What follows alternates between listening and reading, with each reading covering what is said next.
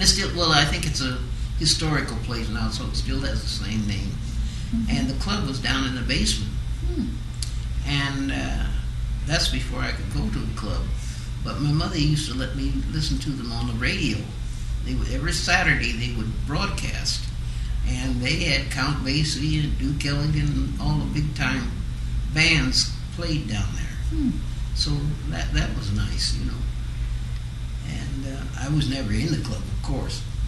But then when it moved across the river to the east side, did you ever play that club when it was... I played it once or twice, I think.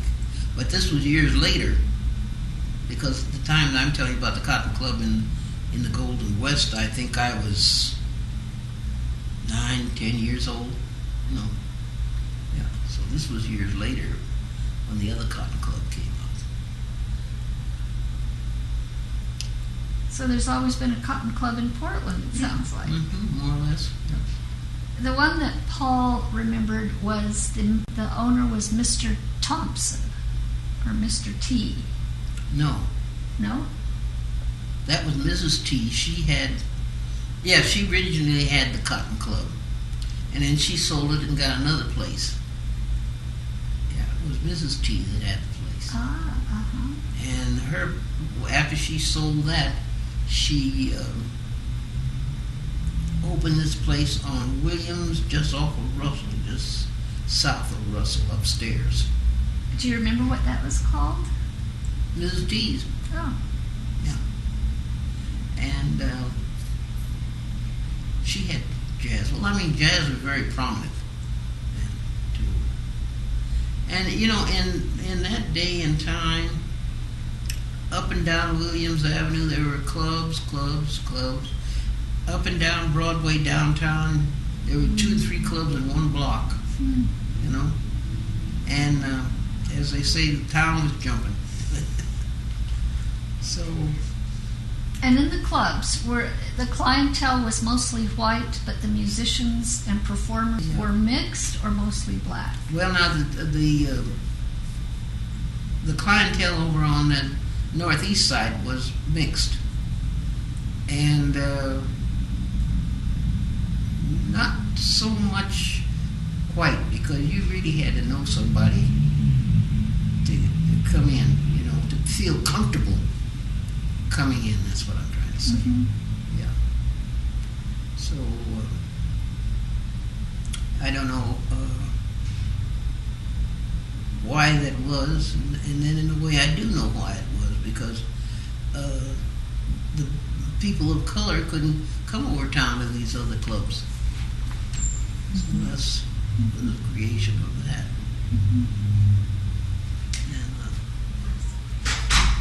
Were you able to make a good living and support your child during those years? I supported 9 children doing just that. 9? 9. I think you've got some more history to tell us here. Well, I got married again, and then I had 8 more children. Yeah. So I was able to support them. You know, they never had to sleep under the bridge, and they never went barefoot. Now, during those years, were you performing? Were you always performing when you weren't pregnant? I was, fortunately enough, we were speaking about Little Sandy's, and the piano player that was working over here at the Desert Room, he came and told his boss, he said, "You've got to hear this lady and hear her sing." He said, "You've got to hear her." And so he said, "Well, bring her down one night," because it seems to me I was only working on the weekends, it seemed like. So anyway, I came down here to the Desert Room, which was on 12th and Stark, and he hired me right on the spot. And I stayed there for 12 straight years. And that was fortunate for me because I could be home with my children. And we worked from 9 o'clock until 2:30 in the morning. Wow. Yeah. How many nights a week?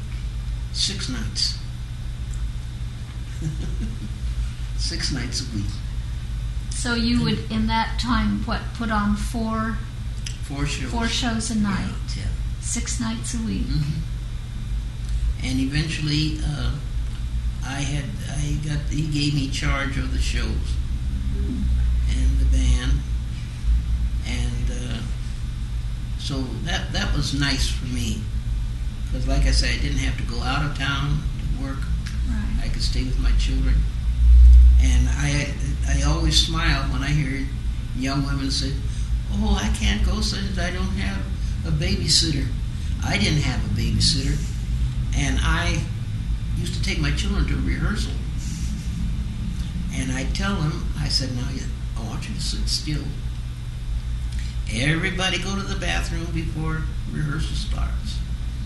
And then we'd give them little Roy Rogers or Shirley Temple drinks, and they'd sit down at the table. I said, "Now, don't you dare get up and run around or make any noise, because if you do, you're going to make the musicians angry with me, and if I don't work, you don't eat." And so they became nice little ladies and gentlemen, and were very quiet, and that was a godsend, that job, because, like I said, I did work there 12 straight years, and that's a long time for an entertainer to stay in one place. And one time, one of the customers said to Nate Zusman, that was his name, that owned the place. He says, "Nate," he says, "you're always changing different acts." He said, "But you always keep Mary." He said, "How come you keep Mary all the time?" He said, "Because she threatened to put those 9 children on my doorstep." Did any of those children become musicians? Well, they all are musically inclined, but they don't do it as a profession. One of my sons is on the tape, on the CD. So I had him come in because I wanted one of my kids to be on it with me, But even he said, "Oh, I didn't know you did all of this." Most people think, well, you just jump up and go sing, and and that's it. But that's not the name of the game. It takes lots of work. And like I look at people on TV, and people that are not in the business don't know how much rehearsal it takes, the memory that it takes, and you have to live it. That's all I can say. And it is work. It's not play. It's work. It's just, if you happen to enjoy it, that's fine, and that's in your favor. And so, like my second daughter, the teacher was asking the children, "What does mommy do? What does daddy do?" And so my daughter Rachel said, "Well, my mommy don't work, she just sings." So I said, "Poor child, I don't know how hard I am working." And you know what I mean? When you're working as an entertainer, you have to always be happy to the public. You're always happy and smiling, and I don't care what somebody says to you. You have to take a swallow and smile, and that's the way it's been. I noticed when my mother died, I was working in Klamath Falls, and at Fort Klamath, to be exact. And the word came that my mother had passed. And so I came up here. He said, "Well, you can finish out your time after your mother's funeral and everything." And which I did, because I knew that's what my mother would want me to do. And when I got the news, I finished the show. So you just... The show must go on. Absolutely. And I've been working with the Northwest Senior Theater, and we were up in Bremerton, and I had a heart attack on stage, but I finished my song, and the perspiration was just rolling off of me like somebody poured a bucket of water on me, but I kept on. And of course the the rest of the crew in the wings, they were all having a hizzy, and I just kept on singing because that's what you have to do. And you can't. That's life. In reality, you have to keep on going. You have to keep on going, and that is very true. When the Bible said that you should mourn the incoming, and be happy at the outgoing, because the one that's coming in the world, you don't know what they're going to do. This is great, Mary. Oh my! I bet have other people recorded your history. We're in the my family history is in the archives of the Hysterical Society. That's what I call it. But I've been trying to write a book for I don't know how long, but I've got it in bits and pieces, and I think I found a lady that's going to put it together for me. Great. That'll be a nice project to keep you busy. I wanted to ask you, in those 12 years you're talking about, were those, I'm trying to place, the 50s? The Yes. 60s? So that would have been the 50s. Yeah, in the 50s. And then what? 50s and early 60s. And then what brought that job to an end? Did the club close? Or Yes. had times changed? What was going on? Well, I'm quite sure you're aware that most of the nightclubs in the entire country were run by the mobs. Oh yeah. Even in Portland? Everywhere. And my boss wouldn't give over to them. He was not of the mob. And he would not give in an inch, and he didn't give in an inch. What did they want from him? Just They wanted the club. They wanted him to be under their rule and whatever they dictated. But he didn't go that path. So they started on a crusade, I guess, to ruin him. That's the way they operated.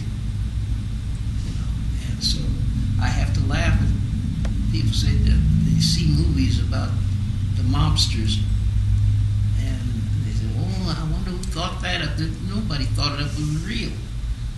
So you saw this? Yeah, I saw this close up. Yeah, I met Mickey Cohen one time. He came in, and this was one of the times they came in trying to convince Nate that he should come into the gang, but he still wouldn't budge.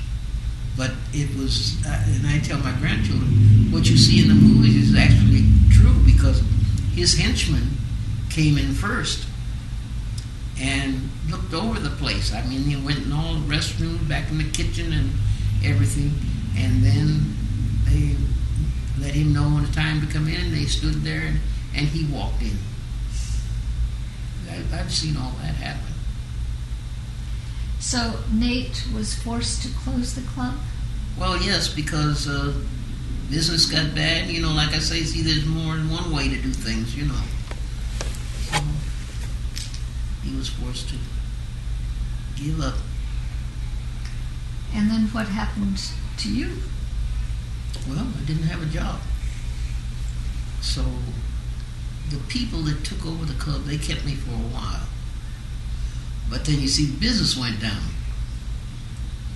Business went down because they tried to change the format, and it had been there so long it wouldn't be changed. It wouldn't be changed. So that's So that would have been the early 60s. Yeah. Now, what Paul Knowles described, he bought the Cotton Club in 62 or 3.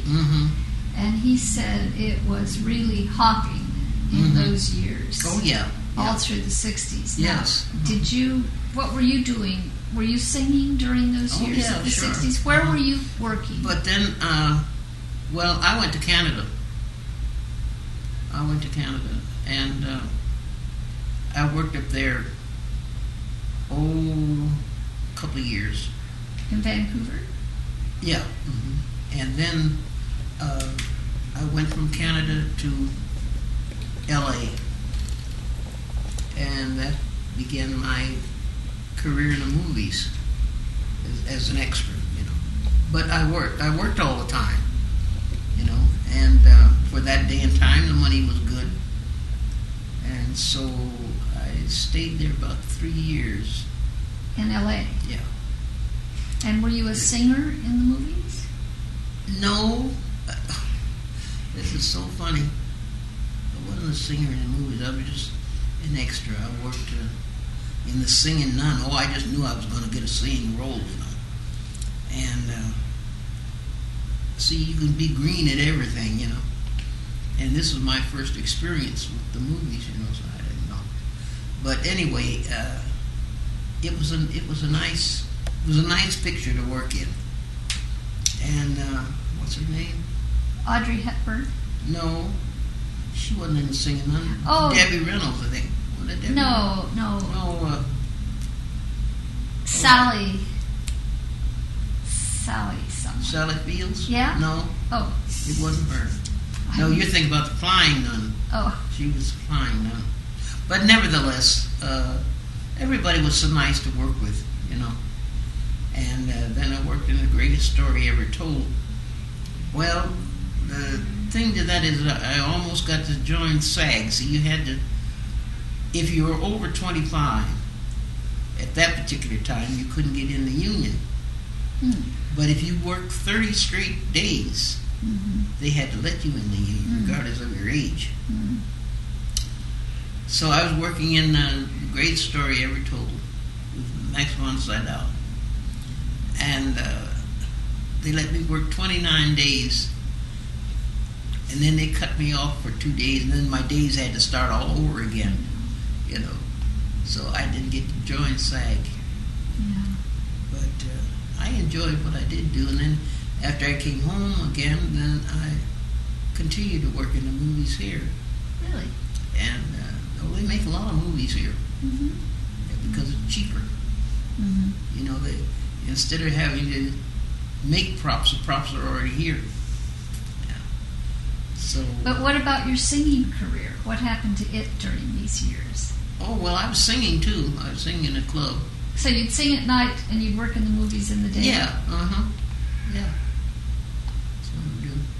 And I worked at this one place in L.A. It's called the Brass Rail. The man wouldn't even give you a drink of water. You had to bring your own water. And they had one dressing room for everybody. And we called him Simon Legree. I can see why. And there's a saying, well, you shouldn't get up in the middle of the show and leave. There was no such thing there because he kept the show going on and on continuously. And the poor band never got a break. And he was a Simon Legree. Oh, I'm telling you. So I didn't work there too long. I told him he could have his job. I worked there with, during the time, Big Mama Thornton. And this was so funny because he wanted everybody to be in the chorus line. And I told him, I said, I'm not a dancer. Well, you can dance a BS chorus, can't you? He says. I said, oh yeah, I can do that because as a kid I had tap dance a little bit, And like I say, kids, it doesn't matter what you do anyway. And so I was at one end of the line, which I'm much heavier than I am now, and Big Mama Thornton was at the other. And here we have all these curviest girls in between, so you can imagine what it looked like. Oh, that was funny, I tell you.